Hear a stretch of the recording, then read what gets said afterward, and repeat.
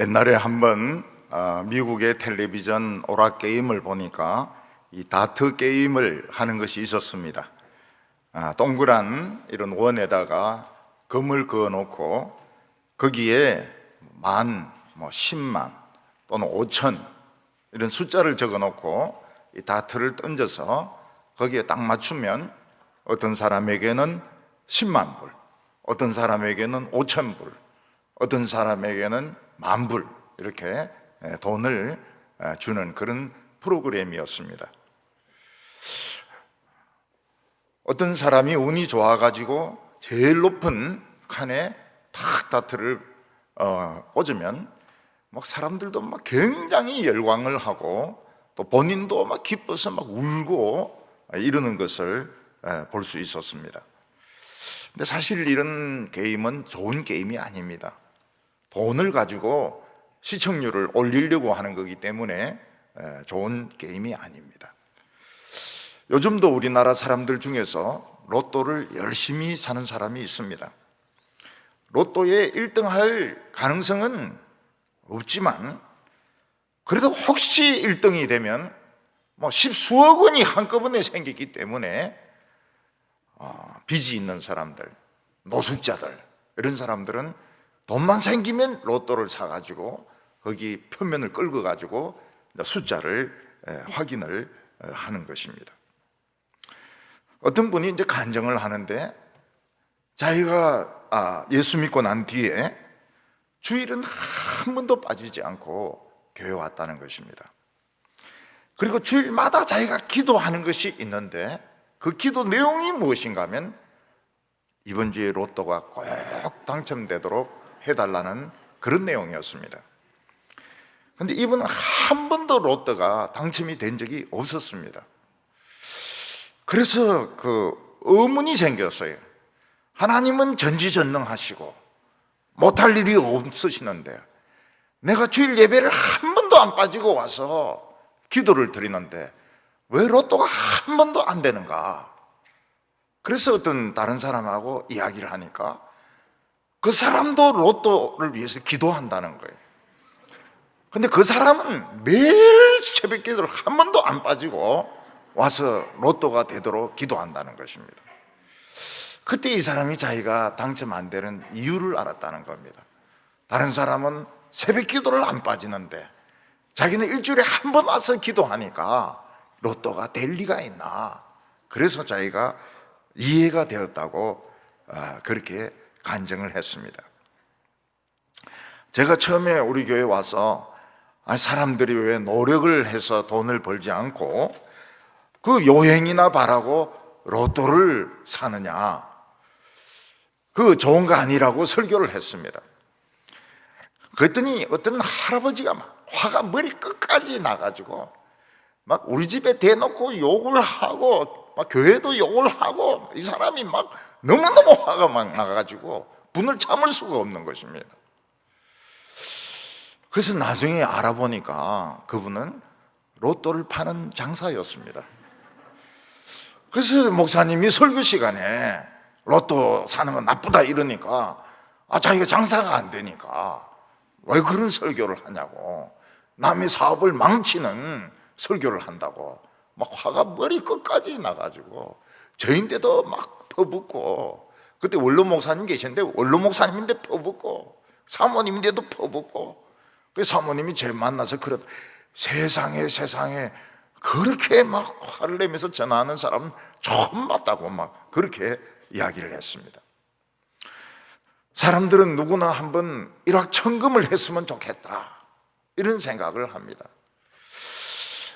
산에 갔는데 막 금덩어리 하나를 발견한다든지, 아니면 어떤 사람이 가방을 놓고 가는데 그 가방 안에 5만 원짜리가 꽉 들어있다든지,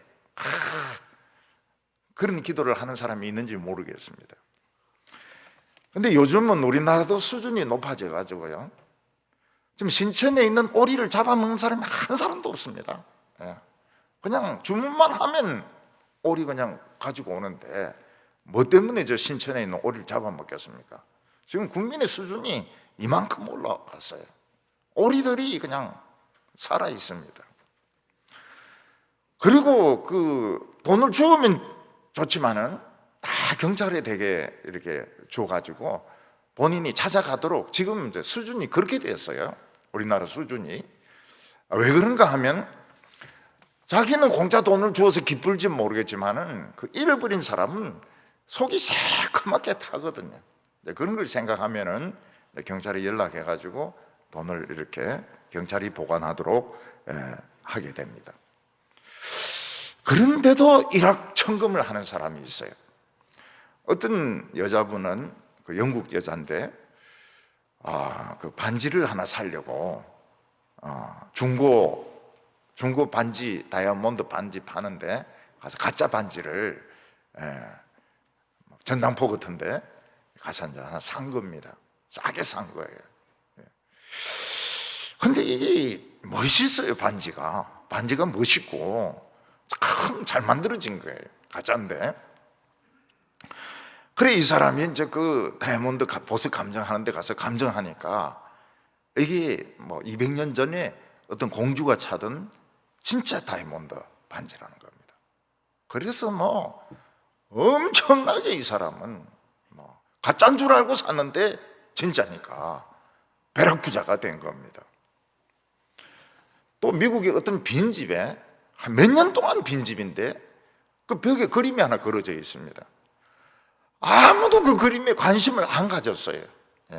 그냥 빈집에 있는 그림이니까 저건 뭐 형편없는 그림이다 이렇게 생각했는데 누군가 그 집을 사게 되었습니다. 그래서 이 그림 이거 처분하기도 그렇고 한번 감정이나 받아보자. 그래서 이제 미술 감정하는 데 갔더니 어떤 전문가가 그린 진품이라고 판정이 났습니다. 이 사람도 돈을 엄청 벌었어요. 그러니까 이 빈집에 도둑들이 정말 바보 같은 놈들이 그 빈집에 그렇게 비싼 그림이 걸려 있는데 무식하니까 그걸 그냥 떼가지고 팔아버리면 직업을 바꿀 수도 있는데 아무도 그 그림이 그렇게 비싼 그림인 줄 몰랐던 것입니다. 그 집을 산 사람은 집값 빼고도 몇 배를 남았다고 이야기를 하고 있습니다. 이스라엘을 하나님의 능력으로 지켜왔던 엘리사 선지도 인간인지라 늙어서 병들어 죽게 되었습니다. 이때 이스라엘 왕 요아스는 여기 비슷한 인물들이 많이 나와요. 그러니까 유다의 요아스가 아닙니다. 이스라엘의 요아스는 평소에는 그렇게 엘리사 말을 안 듣더니 엘리사가 병들어 죽게 되니까 와서 웁니다. 내 아버지여 이스라엘의 말과 병거요 이러면서 막 웁니다. 그때 이제 엘리사가 어떤 일을 해라 하는데 이게 완전 축복, 노다지 축복이었던 겁니다. 그러니까 그렇게 평소에는 엘리사 말 안 듣고 그 우상 숭배하고 지멋대로 살던 요아스가 이제 엘리사가 죽는다는 말을 듣고 찾아와서 내 아버지. 그러면 제 같으면 그랬을 거예요. 내가 무슨 너 아버지냐? 응? 가라. 이렇게 할 것 같은데 엘리사는 뭔가를 축복을 남겨주고 싶었던 것입니다. 선생님은 그냥 불말과 불병거하고 막 코트만 벗어놓고 팍 올라가지 않았습니까? 저도 지난주에 코트 입고 설교했는데 그걸 팍 벗어서 던져줘야 되는데 그 이제 입은 사람은 이제 막 요단강을 신천을 가르도록 이렇게 해야 되는데 그냥 도로 입고 가버려서 집에. 다음에는 벗어서 꼭 던지도록 하겠습니다. 그러니까 오늘 저녁에도 막 자기 생각에 빠지거나 뭐 텔레비전에 막 빠지지 않고 하나님 앞에 온 것은 이거는 완전히 복입니다. 이거는 뭐 굉장히 먼 데서 오신 분도 계세요. 2시간 걸려서 오신 분도 계시고 또 막 차들이 막히는데 기다려가면서 오신 분도 계세요. 오늘 오신 것은 엄청난 축복입니다. 오늘 그걸 성경은 보여주려고 하는 겁니다. 오늘 첫 번째는 이름 없는 구원자가 나타났다 이런 말을 하고 있습니다. 요 비슷비슷한 사람들 이름이 많이 나오는데요, 혼동이 안 되면 좋겠습니다. 유다 왕 요아스는 할머니 아달랴가 미쳐가지고 손자들 다 죽이고 자기가 왕이 될 때 1살짜리 아닙니까? 1살짜리. 그러니까 이 1살짜리는 유심히 안 본 거예요. 그냥 청소년들, 뭐 큰애들, 이런 애들만 다 죽이고 1살짜리를 그냥 둘둘 말아가지고 유모방에 숨겨놨는데 그걸 몰랐던 겁니다. 그래서 이 요아스는 성전에서 7살이 될 때까지 큽니다. 비밀 가운데 큽니다. 7살이 되었을 때 대제사장 여호야다는 백부장을 불러가지고 비밀을 지키겠다는 맹세를 시키고 1년을 준비합니다.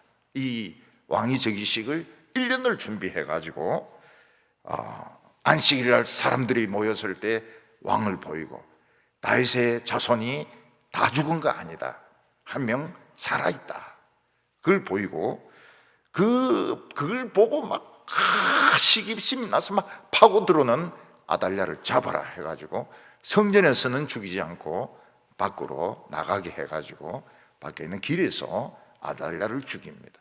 바알 제사장 마단을 죽입니다. 그리고 성전을 정상적으로 참 6년 만에 회복했다는 것은 기적입니다. 그래 빨리 회복이 안 돼요. 교회 안에서 막 멱살 잡고 싸우고 큰 소리 지르고 막 교회가 갈라지고 이런 경우에 부흥이 회복되는 게 빨리 회복이 안 됩니다. 왜냐하면 굉장히 사람들이 강하고 고집스럽거든요. 낱말을 안 듣습니다. 근데 이 요아스는 참 그 바알과 아세라 다 불태워 버리고 하나님 잘 섬겼는데 자신의 그 정신적인 아버지 여호야다가 죽고 난 뒤에는 방황하기 시작합니다. 정신적으로 방황을 합니다. 그때 유다 귀족들이 와서 절을 딱 하면서 당신을 지켜주겠소, 그 대신에 바알과 아세라를 섬기게 해주세요. 그러니까 요아스는 너무 외로우니까, 자기를 지켜줄 사람이 아무도 없으니까 좋다, 바알과 아세라를 섬기라, 그리고 나를 지켜다오. 근데 그때 아람이 쳐들어옵니다. 이 신앙이 없어졌어요. 요아스는 성전에 있는 금, 자기가 바친 거, 조상이 바친 거, 왕궁에 있는 금 싹 다 가지고 와가지고 아람에게 줍니다. 군대도 얼마 안 되는데, 실제로는 자기들이 더 강한데 의욕을 잃어버린 거예요. 자신감을 잃어버린 겁니다. 그래서 하나님의 성전에 있는 금을 싹 다 뜯어가지고 주고 아람 왕은 돌아갑니다. 그 여호야다의 아들, 자기 정신적인 아버지의 그 아들, 어떻게 보면 형제죠. 사형 사제죠. 왕이 그렇게 하면 안 된다 말이죠. 당신이 살육당하는 중에 하나님이 건져주지 않았느냐, 왜 하나님을 의지하지 않고 돈으로 문제를 해결하느냐. 그러니까 요아스가 기분이 나빠요. 그래서 깡패들 시켜가지고 그 자신의 정신적인 아버지의 아들 스가랴를 성전에서 깡패들 시켜 돌로 때려 죽입니다. 여호야다는 아달랴도 성전에서 죽이지 않았는데 참 바른 말 하는 선지자를 성전 마당에서 돌을 때려가지고 죽여버립니다. 요아스가 어렸을 때는 참 하나님 말씀에 순종했는데 늙어가면서는 사람이 완전히 딴 사람으로 변하게 되었습니다. 그래서 신앙은 똑같은 것이 아닙니다. 젊었을 때는 막 열정적으로 막 섬기고 또 선교회 활동도 하고 CCC, 내비게이터, IBF 막 이러 하다가 나이가 들고 나서는 교회 안 나간 사람 많아요. 교회 적응이 안 돼가지고. 교회 적응. 다행히 우리 교회는 선교단체 분들도 장례지사님도 되시고 장로도 되시고, 참 다행스럽죠. 그분들은 진짜 말씀을 사모하는 분들입니다. 그러니까 하나님을 안 붙드니까 너무 외로운 거예요. 너무 외롭고 자신감이 없고, 그래서 그렇게 바알을 반대하던 사람이 바알을 받아들입니다. 근데 이 귀족들이 웃기는 게, 자기들이 요아스를 지켜주겠다 했는데 자기들이 반역을 일으켜가지고 요아스를 죽여버립니다. 다 거짓말이에요. 지켜주겠다는 거, 사람이 지켜주겠다는 건 거짓말입니다. 그래서 어떤 누구가 내가 당신을 지켜주겠어 이렇게 하면 뭐라고 대답해야 됩니까? 거짓말 하지 말라고. 그 사람이 배반할 사람입니다. 그러니까 사람의 약속은 소용이 없어요. 사람의 말은 믿을 수가 없습니다. 그래서 저는 요아스를 생각하면 늘 가슴이 아픕니다. 한 살짜리가 참 기적적으로 살아가지고 7살 유치부 때 왕이 되어가지고 하나님의 말씀대로 정치를 잘했는데, 나중에 정신적인 아버지가 죽고 난 뒤에는 막 방황하기 시작하더니 그때는 신앙 다 팔아먹어버리고 돈으로 문제를 해결하고, 바른말 하는 선지자는 깡패시키가 돌로 때려 죽여버리고, 자기와 약속했던 그 귀족들 칼에 찔려가지고 죽는 겁니다. 요아스는 너무 좀 불쌍하고 안타깝고, 너무 슬픈 인생을 산 겁니다.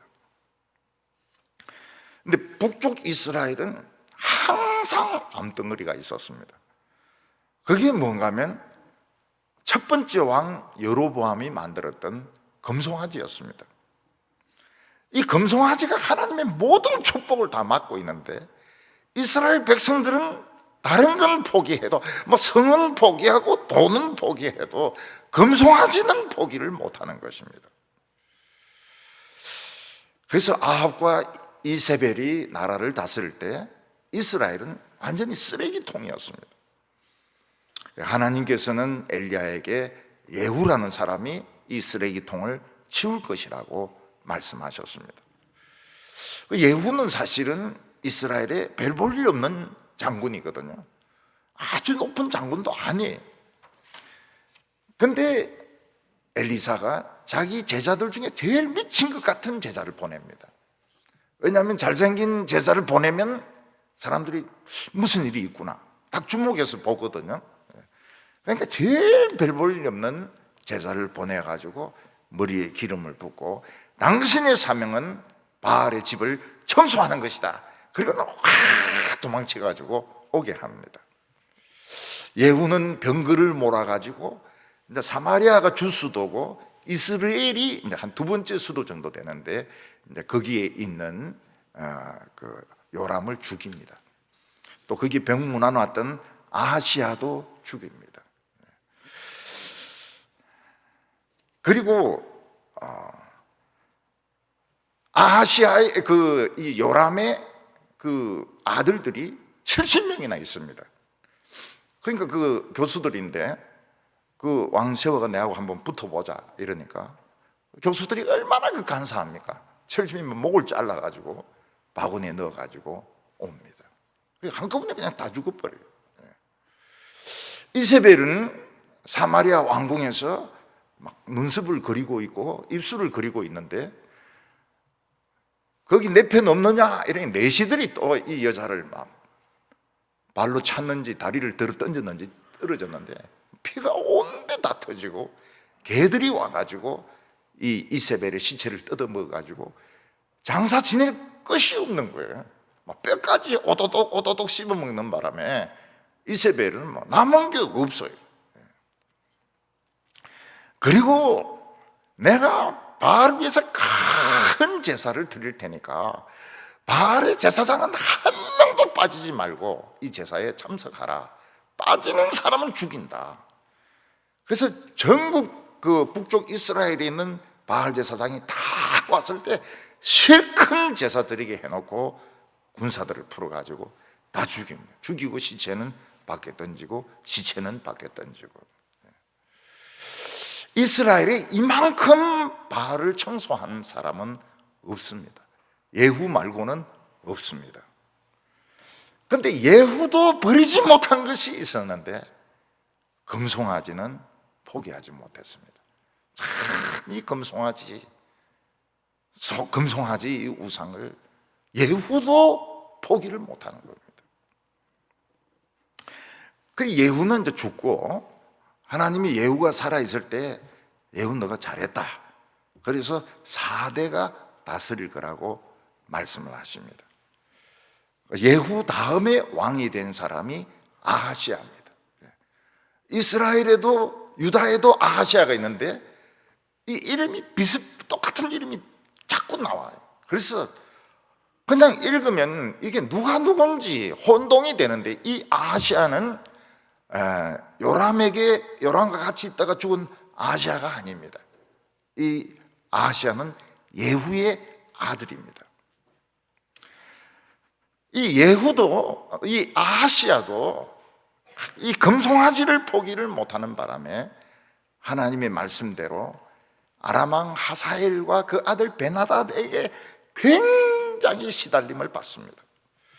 청년들은 칼로 찔러 죽이고 아기를 뵌 여자들 임산부는 배를 갈라버리고 또 어린 아기들은 다리를 잡고 머리를 벽에 부딪히면서 그러면서 이스라엘 사람들을 죽였던 것입니다. 그러니까 이스라엘이 너무 비참해지니까 이 평소에 기도 한 번도 안 나던 아하시아가 하나님 앞에 나와서 기도를 합니다. 그러니까 사람이 급하면 이제 기도를 하게 돼 있습니다. 하나님, 제가 생전 기도 안 하는 사람인데 지금 우리가 지금 이 정도로 비참해져 있습니다. 성과 집은 다 뺏기고 성과 집 안에는 아람 군대가 다 들어와 있고 온 이스라엘 백성들은 피난민이 돼가지고 들판에 다 쫓겨났어요. 그래서 여호와하스가 하나님 앞에 기도를 합니다. 하나님, 한 번만 살려주십시오. 한 번만 우리를 불쌍히 여겨주시기를 바랍니다. 그러니까 하나님께서 불쌍히 여기신 거예요. 여호와하스의 그런 기도를 하나님 불쌍히 여겨주신 것입니다. 그때 정체를 알 수 없는 한 구원자가 나타났습니다. 그 사람은 이름도 모릅니다. 그리고 얼굴에도 이 후드를 썼기 때문에 얼굴도 알 수가 없어요. 전혀 모르는 어떤 구원자가 나타났습니다.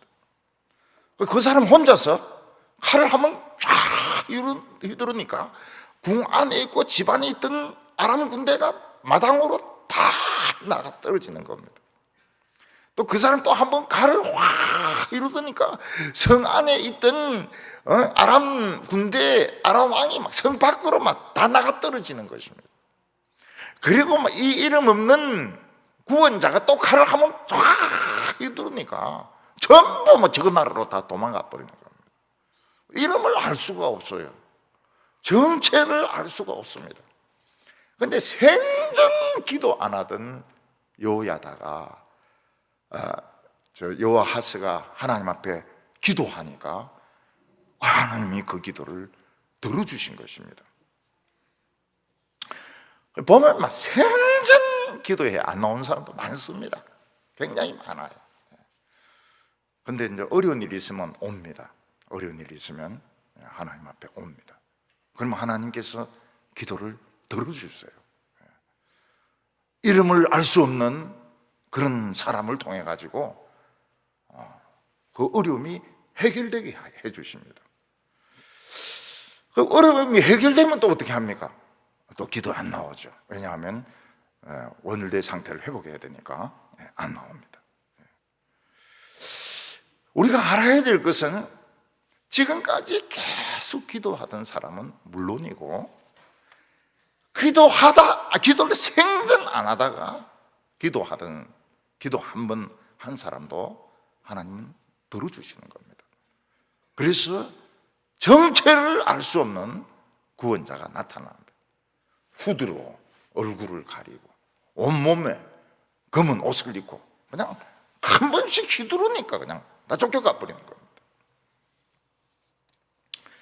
이것이 기도의 응답이었습니다. 그래서 우리가 참 기도하는 것을 막 어렵게 생각하는데 어렵게 생각할 필요가 없습니다. 그냥 하나님에게 이야기하듯이 하면 됩니다. 하나님에게 이야기하듯이 막 시시한 것부터 이야기하면 됩니다. 또 나를 괴롭히는 이런 사람들 다 일러주면 돼요. 하나님 앞에 누구도 괴롭히고 말이지 누구도 괴롭힌다고 막 일러주면은 이 이름 없는 이 무명의 구원자를 통해서 우리를 건져주신데 사람은 아닌 것 같아요. 그냥 혼자서 막 칼 휘두를 때마다 막 아람 군대는 막 쫓겨나는 것입니다. 그런 기적을 보고서도 여호와하스는 금송아지를 포기를 못합니다. 참 무섭죠. 우상이라고 하는 것은 금송아지를 포기를 못해요. 말씀만으로 와야 되는데 말씀만 가지면 아무것도 없는데 어떡하는 겁니까? 처음에 우리 교회 교인들도 아무것도 안 한다는 거예요. 우리 교회는 아무것도 없다는 거예요. 설교밖에 없다는 거예요. 그래서 설교 듣는 것도 힘들다 그랬어요. 설교 듣는 것도 힘드니까 좀 기다려 보라고. 아니, 시간 지나니까 사람들이 다 이해를 했어요. 말씀만 해도 다 놀라운 일들이 다 되졌거든요. 그러니까 우리 목사님이 하는 것이 아니고 하나님이 하신다는 걸 아는 겁니다. 하나님이 하신다는 걸 알아요. 우리 목사님이 뭐 아프든 안 아프든 뭐 상관없어요. 왜냐하면 하나님이 이름 모를 구원자를 보내가지고 우리의 어려움을 해결해 주시기 때문에 참새 한 마리도 하나님의 허락이 없으면 떨어져 죽지 않는다는 걸 믿기 때문에 구원이 나타납니다. 응답이 나타나요. 만약 이때 여호와하스가 정말 겨자씨만한 믿음이 있어가지고 금송아지를 그냥 부숴버렸더라면 그 복이 막 쏟아졌을 것입니다. 하늘의 복이 막 땅의 복이 막 쏟아졌을 것입니다. 근데 겨자씨만한 믿음이 없어서요. 그래서 아람 군대를 쫓아내기는 했지만 이스라엘은 여전히 비참했습니다.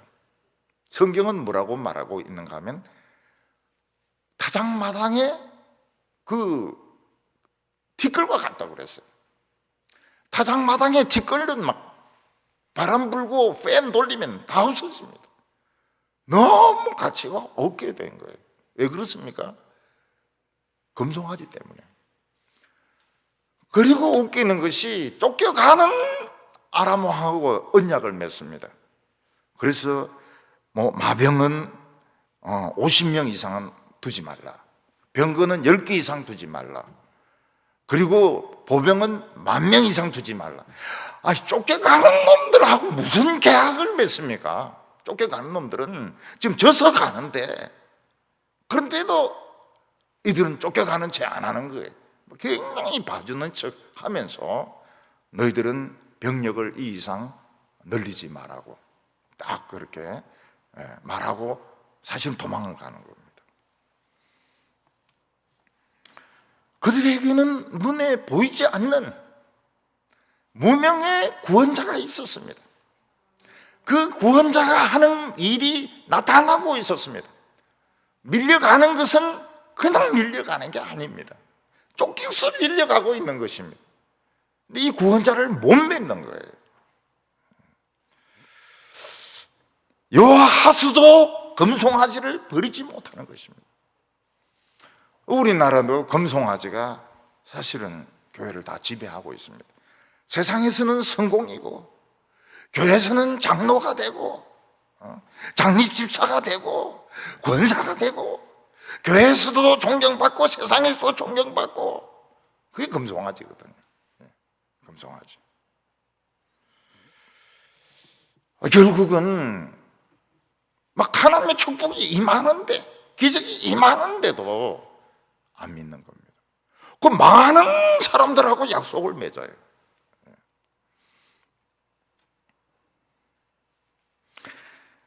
그리고 요아하스의 아들이 또 요아스입니다. 그 이스라엘의 한 살짜리 요아스하고는 달라요. 딴 요아스입니다. 그러니까 이름이 똑같은 이름이 막 번갈아 가면서 나오고 같은 시대에도 있고 그렇습니다. 이 요아스도 쓰레기만 잔뜩 쌓아놓았습니다. 그래서 그가 한 것이 무엇입니까?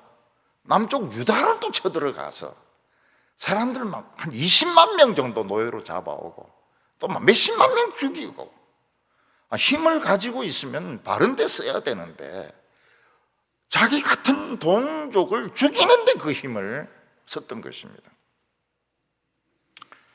그래서 북쪽 이스라엘은 참 그 무명의 구원자, 무명의 이름 없는 구원자를 그들이 보고서도, 역사가 나타나는 것을 보고서도 그들은 믿지 않고 금송아지를 붙들어서 쓰레기만 잔뜩 쌓아놨던 것입니다. 우리는 예배 드릴 때에 우리만 예배 드린다고 생각하면 안 됩니다. 또 한 분이 계세요. 저는 어떤 때 그걸 굉장히 강력하게 느낄 때가 있습니다. 우리 외에 또 한 분이 있는 거예요. 우리 가운데 예수님이 계시는 거예요. 막 그럴 때는 영광과 능력과 불이 막 교인들에게도 막 일어납니다. 불이 막 일어나요. 교인들이 앉아 있는 그 자리에서 막 불이 막 일어나요. 오늘 두 번째는 위대한 선지자가 죽는 것입니다. 엘리사도 나이가 드니까 죽을 병에 걸리게 되었습니다.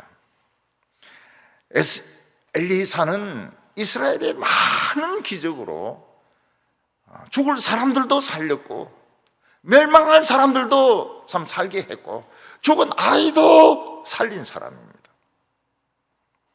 아람 군대가 어떻게 공격을 해도 엘리사는 다 알아내어 가지고 왕에게 알려주어서 다 물리치게 했습니다. 특히 그 베나닷이 엘리사가 도단성에 있는 것을 알고 밤새 군사를 보내가지고 막 포위를 했을 때 엘리사의 종은 큰일 났습니다. 우리가 포위가 되었습니다. 이럴 때 하나님이시여 이 종의 눈을 열어주시옵소서. Open your eyes. 눈을 열어주소서. 눈이 열리니까 보니까 더 안쪽에 불말과 불병거가 꽉 들어차 있는 겁니다. 우리가 이 불말과 불병거를 못 보면 못 삽니다. 북한은 자꾸 미사일 쏘아대지요. 정치는 또 막 이상하게 되어 가지요. 사람들은 또 막 요즘 막 여자들이 또 나서가지고 막 하죠. 불안해서 못 살아요. 불말과 불병거를 봐야 겁을 내지 않습니다. 코로나도 겁을 내지 않아요. 대구 분들은 코로나를 겁을 안 내더라고요. 그래서 불말과 불병거를 봤냐니까 못 봤다 그래요. 근데 왜 겁을 안 내냐 이러니까 우리는 대구 사람이니까. 대구 사람은 막 그런 거 겁 안 낸다는 거예요. 뭐 죽으면 죽고 살면 살고. 서울에 가도 그래요. 서울에 가도 얼마나 사람들이 많습니까? 코로나 신경 안 써요. 음식점마다 사람들이 꽉꽉 차고. 저는 사람들 안 만나요. 저는 같이 음식도 안 먹습니다. 그리고 저희 교회 사무실도 그렇습니다. 왜냐하면 우리가 걸리면 교회가 이제 폐쇄되니까 그걸 이제 지키기 위해서 절대로 밥을 안 먹습니다. 다른 사람 밥 안 먹습니다. 꼭 먹어야 될 일이 있으면 김밥을 사가지고 차 안에서 먹습니다. 이 마지막 보루를 지켜야 된다. 이렇게 해가지고요. 사람은 누구든지 가는 길이 있습니다. 늙어가게 되어 있고요. 나중에는 죽습니다. 아무리 죽기 싫어도 죽습니다. 근데 중요한 것은 살았을 때 진짜 자기만 믿고 살았느냐, 하나님 손 붙들고 살았냐, 이게 중요한 겁니다. 하나님 손 붙들었으면 영생이고, 예수님 손 붙들었으면 영생이고, 자기 돈 붙들고 자기 능력 붙들었으면 지옥이고, 분명히 갈라지게 되어 있습니다. 참 믿음의 사람은 죽기 전에 뭔가를 남기고 싶어 합니다. 그래서 우리 할머니들 이렇게 보면은 성경을 딱 필사를 해가지고 목사님의 사인을 딱 받아가지고 자손들에게 딱 물려줍니다. 그 읽을까요? 안 읽을까요? 안 읽습니다. 안 읽습니다. 그렇지만 할머니는 그 신앙을 유산으로 남겨주고 싶은 겁니다. 칼빈은 이제 죽어가면서, 칼빈은 50대에 죽었는데 남기면서 뭘 남길까? 기독교 강요 1559년판. 원래 초판은 1536년에 나왔는데 1559년도는 좀 두껍습니다. 두꺼워요. 근데 자기가 죽어가는 걸 압니다. 아니까 다 막 진짜 무리를 해가지고 기독교 강요 라틴어로 완성을 시키고 죽습니다. 기독교 강요를 남겼어요. 존 번연 같은 사람은 철로역정이라는 책을 남깁니다. 그 철로역정을 보면 우리가 신앙생활할 때 어떤 함정들이 있느냐, 믿은 지 얼마 안 됐을 때 절망의 함정도 있고, 또 율법의 그 불덩어리 같은 막 화상 같은 그런 함정도 있고, 막 잠자는 그런 함정도 있고, 막 사자가 덤벼들기도 하고, 나중에는 아볼론이라 하고 마귀하고 막 싸우고 말이죠. 죽음의 그 늪을 지나가는 이제 그런 것들을 다 적어놨습니다. 나중에는 절망이란 거인에게 붙들려가 매일 두들겨 맞습니다. 자살해라고. 자살해라. 그 자살하려고 합니다. 그런데 딱 목걸이가 있는 거예요. 목걸이가 뭔가 하면 이 열쇠인 겁니다. 그래서 이제 그거로 열고 막 도망을 갑니다. 도망을 가는데 막 거인은 절망의 거인입니다. 절망의 거인. 거인의 부인은 자살해라고 자꾸 시킵니다. 그러니까 우리가 신앙생활 할 때 어떤 위험들이 있느냐. 그 첫 번째 어떤 믿음의 집에 가니까 그 본 것이 불이 막 붙는데 한 사람이 막 불을 끄는 거예요. 물로 막 불을 끄는 거예요. 근데 불이 안 꺼져요. 뒤로 보니까 누가 또 기름을 막 넣는 거예요. 물을 뿌리는 건 마귀고 뒤에서 막 기름을 막 넣는 것은 예수님이고. 근데 이런 거를 너무 생생하게 존 번연은 우리에게 남겨준 것입니다.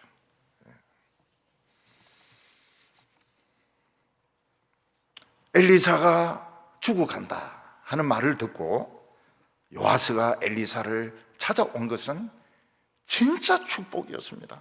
정말 이 선지자를 죽기 전에 만난 것은 축복이었습니다. 지금은 이제 로이드 존스도 죽었죠. 로이드 존스가 목회하던 웨스트민스터 채플에 가보면 교인들이 별로 없어요. 200명도 안 돼요. 그리고 로이드 존스 기념관이 있는데 그 안에서 탁구하고 있습니다. 책도 없고 테이프도 없고. 존 스토트가 목회하던 그 교회 죽었습니다. 그분도 죽었어요. 살아있을 때 만나면 참 좋죠. 살아있을 때 만나면 참 좋습니다. 저희 어머니는 저에게 그런 자랑을 합니다. 나는 박윤선 목사님의 설교를 직접 들었다. 그걸 막 자랑을 하세요. 평소에는 그렇게 엘리사 말을 안 듣던 그 요아스가 엘리사가 죽으려고 하니까 죽기 전에 찾아온 거예요. 그리고 내 아버지여, 내 아버지여, 이스라엘의 마병과 병거여 하면서 막 눈물을 쫙쫙 흘리는 겁니다. 이 요아스가 나라 통치는 뭐 지 멋대로 하고 금송아지도 그냥 포기하지 않았지만은 그래도 마음속에 조금은 선지자를 존경하는 마음이 있었던 거예요. 내 아버지요, 내 아버지요, 이스라엘의 병거와 마병이요, 당신은 사실 이스라엘을 지켜주는 사람이었습니다. 그리고 막 눈물을 줄줄 흘리는 겁니다. 엘리사는 선물을 주고 죽고 싶은 거예요. 요아스에게 선물을 주고 죽고 싶습니다. 엄청난 선물, 보통 선물이 아니고 엄청난 선물을 주고 죽고 싶은 겁니다. 그래서 그 왕에게 활과 화살을 가져오라, 그렇게 이야기를 합니다. 그리고 왕이 활을 가져오니까 그 활을 가지고 이렇게 당기게 하고, 그 당긴 손에 엘리사가 손을 잡고 같이 당기는 겁니다. 그러니까 요아스가 화살을 쏘는데 병든 엘리사가 같이 잡고 이걸 당기는 거예요. 자기 혼자 활을 당기는 거하고 두 사람이 당기는 거하고는 다릅니다. 이 막 활이 힘이, 물론 엘리사는 병들었지만은 이 힘이 배나 나는 겁니다. 어떤 애가 이제 그 어린이 야구 시합을 하는데 투수로 나오게 되었습니다. 타자로. 그러니까 막 얼마나 긴장이 돼서 벌벌 떨고 있습니까? 그런데 그 나라 야구 제일 잘하는 프로야구 선수가 같이 배트를 탁 잡고 있으면 애가 떨리지 않습니다. 그리고 어떻게 됩니까? 홈런이죠. 그냥 치면 홈런인 겁니다. 우리나라에 유명한 야구 선수가 있었는데 서울에 경기가 있으면 저희 개척교회에 그 선수들을 다 데리고 왔습니다. 그래서 말씀을 듣게 했습니다. 근데 이 선수는 홈런 왕입니다. 근데 구단에서는 이 선수를 안 써요. 왜냐하면 세대 교체가 돼야 되니까. 아무리 잘해도 또 젊은 선수들이 올라와야 되니까 이 선수를 그냥 경기 내내 벤치에 앉아있게 하는 겁니다. 사실 그것은 구단으로서는 어쩔 수가 없어요. 세대 교체가 돼야 되는 겁니다. 독일이 월드컵에 1등하고 한국이 지지 않습니까? 왜 그렇습니까? 세대 교체에 실패했기 때문에. 과감하게 나이 든 사람들 물러가게 하고 좀 부족하지만 젊은 사람들 세우고 이렇게 해야 또 월드컵에 이기는데, 늙은 사람들은 그럼 뛰질 못하거든요. 뛰질 못해요.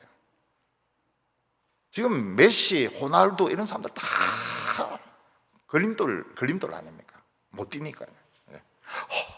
조금 뛰면 막 허허거리고 말이죠. 골도 못 넣고 말이죠. 돈은 많이 달라 그러고 말이죠. 그건 맞아요. 맞는데 그 선수가 죄인데 너무 힘들다는 거예요. 홈런 왕이 벤치에 앉아가지고 막 삼진 아웃 떼고 막 경기 지고 이거 보는 게 막 너무 괴롭다는 거예요. 그래서 서울에서 경기만 하면 우리 교회로 옵니다. 선수들 데리고 옵니다. 제가 한번 전주에서 집회를 하고 설교를 하고 운전해가 오면서 라디오를 딱 틀었습니다. 그러니까 전주에서 경기가 붙은 거예요. 근데 그날은 감독이 제가 말씀하는 그 선수 홈런왕을 세운 겁니다. 바로 그냥 때리는 거예요. 날아갑니다. 담장을 넘어서 날아갑니다. 홈런! 제가 속으로 그러면 그렇지, 우리 저 선수는 나오면 그냥 홈런인 거예요. 늙었으나 안 늙었으나. 우리가 칼을 잡았을 때 손이 막 떨립니다. 근데 칼싸움 잘하는 사람이 탁 잡아주면 떨리지 않습니다. 총은 더 그렇습니다. 총은 이게 굉장히 떨려요. 총 들고 있기가 힘들어요. 우리가 영화를 보면 막 쉬운 것 같은데 이게 떨리면 떨리고 안 맞아요. 근데 명사수가 딱 같이 들어주면 흔들리지 않습니다. 그래서 이 스나이퍼들도 보면 삼각대가 필요해요. 삼각대 딱 대놓고 딱 쏴야 흔들리지 않죠. 이 선장이 배를 운항을 하는데 막 태풍이 옵니다. 그러면 막 이게 지 맘대로 이리 돌고 저리 막 돌고 그래요. 근데 누군가가 딱 잡아주면 이게 안 흔들립니다. 그래가지고 그 삼각 파도를 넘어가지고 배가 전복이 안 되고 안전한 항구까지 가는 겁니다. 엘리사는 그 요아스의 활을 탁 잡아줍니다.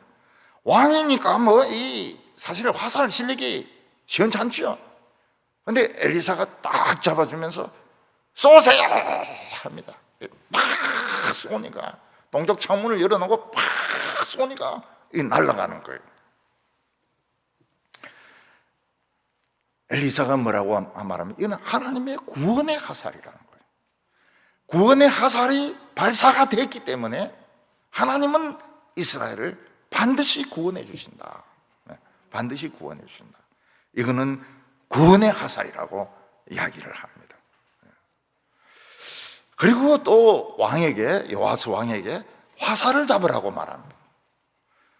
그 화살을 가지고 땅을 치라고 이야기하는 거예요. 요아스가 이해가 안 되는 겁니다. 화살 팍 쏘았으면 됐지 또 왜 이 활을 가지고 땅을 치라고 하는가? 이 어린애 장난도 아니고. 그래서 이 사람이 그걸 진지하게 생각을 안 합니다. 이해가 안 되니까, 자기 머리로 이해가 안 되니까 진지하지가 않아요. 화살은 탁 잡고 탁 쏘았는데 화살로 땅을 치라니까 이 사람이 장난으로 하는 거예요. 그래서 떡 세 번만 치는 겁니다. 떡 가래떡, 찰떡, 쑥떡 이런 식으로 떡 세 번만 치고 던져버리는 거예요. 왜냐면 이해가 안 되니까. 또 왕이 또 화살로 땅 치는 거 좀 쑥스럽기도 하고. 그러니까 엘리사가 막 화를 냅니다. 왜 그래 세 번밖에 안 치냐고. 5번이나 6번이나 10번이나 100번을 쳐야 되는 거 아니냐. 왜냐하면 이 화살로 땅을 치는 게 이스라엘이 이기는 숫자거든요. 이기는 숫자. 아람을 이기고 적을 이기는 숫자거든요.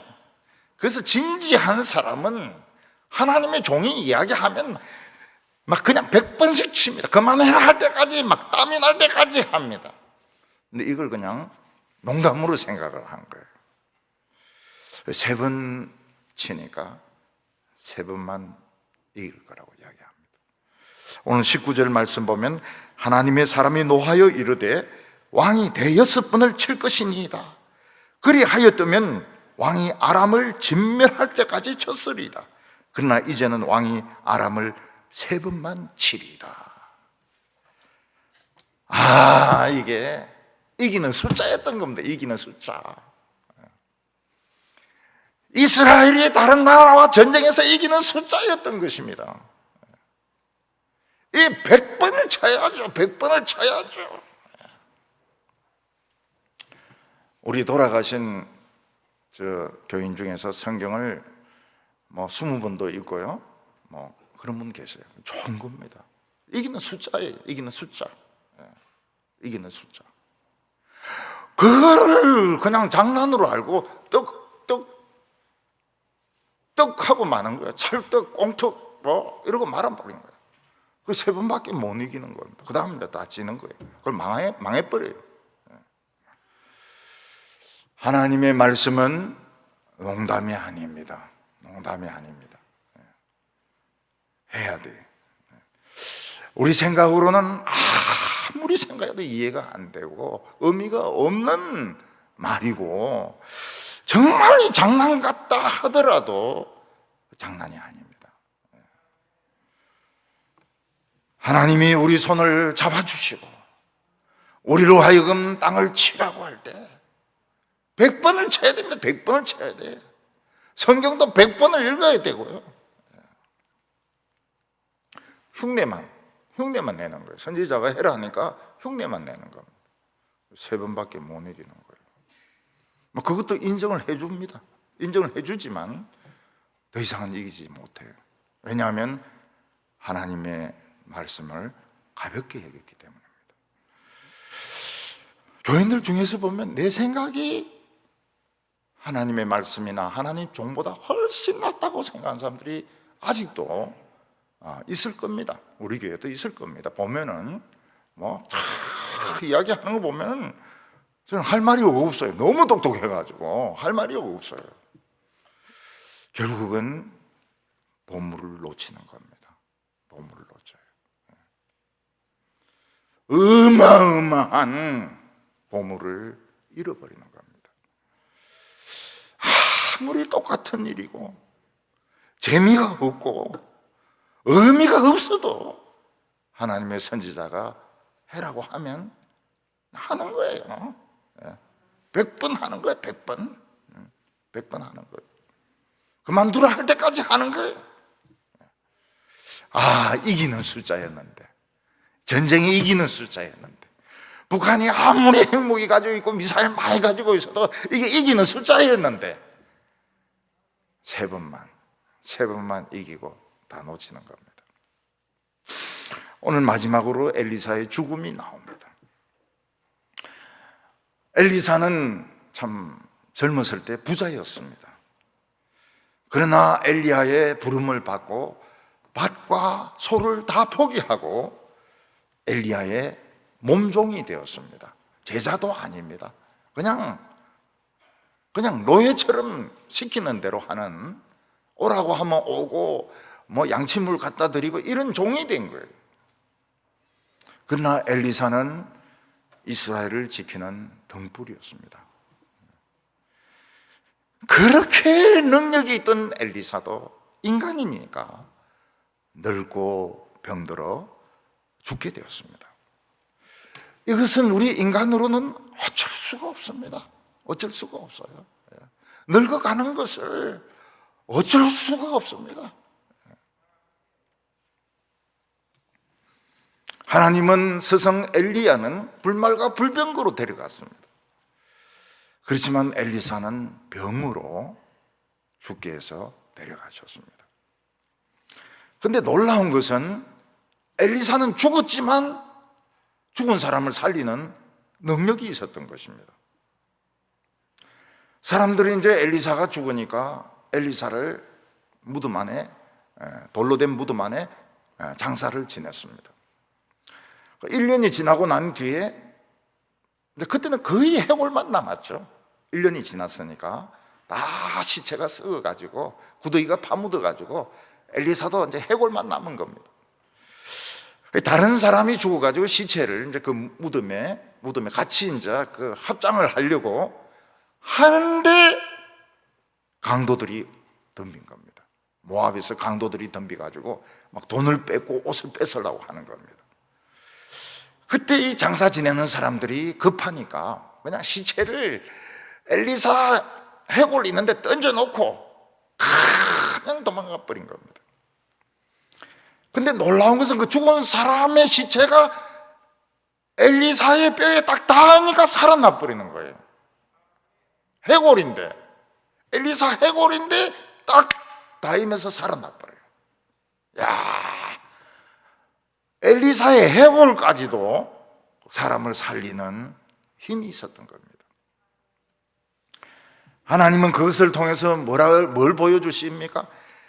너희들 시대에 얼마나 위대한 종이 있었던가, 너희들 시대에 얼마나 위대한 능력이 있었고 위대한 말씀이 있었는가, 너희들은 참 깨달아야 된다. 그걸 엘리사의 해골을 통해서 보여주신 것입니다. 서부 아프리카에 히포라는 데가 있습니다. 그 히포에 유명한 하나님의 종이 있었는데 그가 어거스틴입니다. 어거스틴이 하나님의 말씀을 전할 때 게르만족의 대이동이 있습니다. 게르만족들이 막 이동을 합니다. 원래는 알프스를 넘어가지고 로마로 쳐들어오려고 했는데 그게 이제 쉽지가 않으니까 프랑스를 정복하고, 옛날에는 프랑스라고 안 했습니다. 갈리아를 정복하고, 그 다음에 이제 스페인을 정복하고, 몰타 해협을 넘어가지고 아프리카로 해서 거꾸로 올라가서 결국 로마를 이 게르만족이 정복합니다. 그런데 그 히포가 함락되기 전날 어거스틴이 죽습니다. 그러니까 어거스틴의 제자들이 어떻게 합니까? 이 게르만 족속들이 어거스틴의 시체를 훼손할 것이다 이렇게 생각해가지고 그들이 피난 가면서 그 어거스틴의 시체를 헝겊으로 둘둘둘둘 싸가지고 그걸 들고 피난을 가는 겁니다. 그러니까 이 스승에 대한 애정이 있었던 겁니다. 어거스틴의 제자들은 자기 스승에 대한 애정이 있었어요. 둘둘 말아가지고 시체하고 같이 도망을 갑니다. 인도는 그 재미있는 것이 말이죠, 시체를 들고 타면 시체도 차비를 내야 됩니다. 왜냐하면 그것도 한 명이기 때문에. 참 세상에 희한한 게 많아요. 인도는 시체인데 무슨 차비를 달라고 하냐, 운전수가 막 뭐라 합니다. 사람 아니냐, 죽으면 사람 아니냐, 차비 내라 이렇게. 여호와하스 시대 때 이스라엘은 하사엘에 의해서 엄청난 참 고통을 당합니다.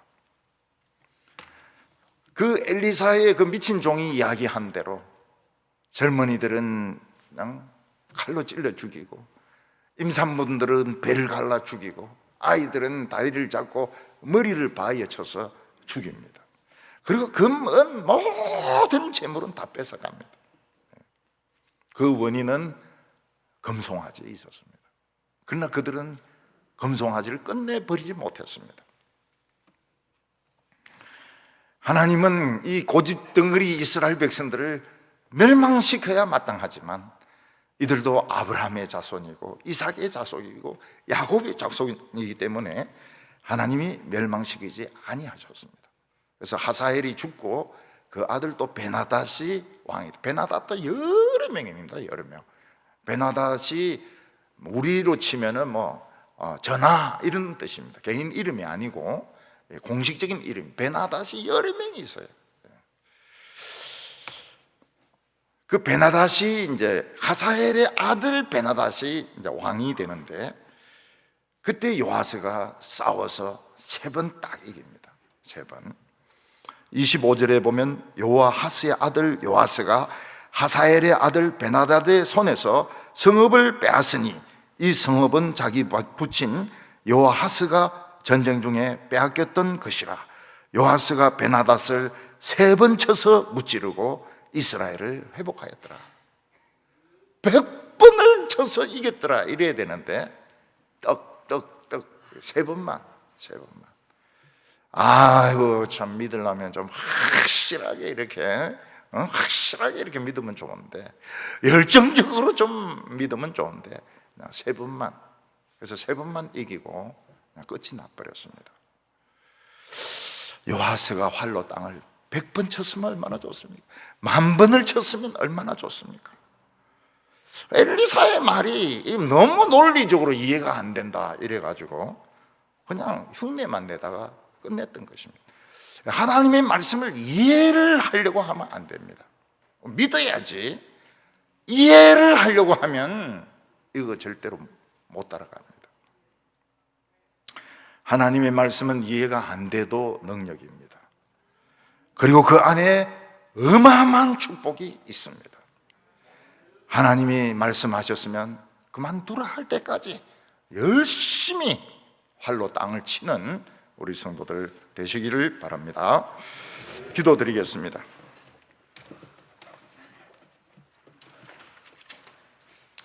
하나님 아버지, 그렇게 하나님의 마음을 아프게 하고 금송아지를 포기하지 않던 이런 이스라엘도 하나님 앞에 나와서 기도하니까 무명의 구원자를 보내어 주셔서 아람 군대를 쫓아주시고, 그렇게 지멋대로 왕노릇 하다가 엘리사가 죽는다는 말을 듣고 와서 내 아버지 내 아버지 이렇게 하니까 하나님께서는 엘리사와 함께 화를 쏘게 하셨습니다.